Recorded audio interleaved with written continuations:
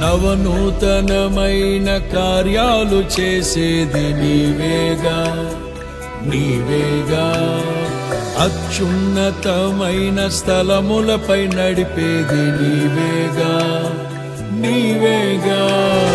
విధినే ఛేదించి నీవు భువినే వెలిగించగా, స్తుతినే నా నోట పలికించి బహుగా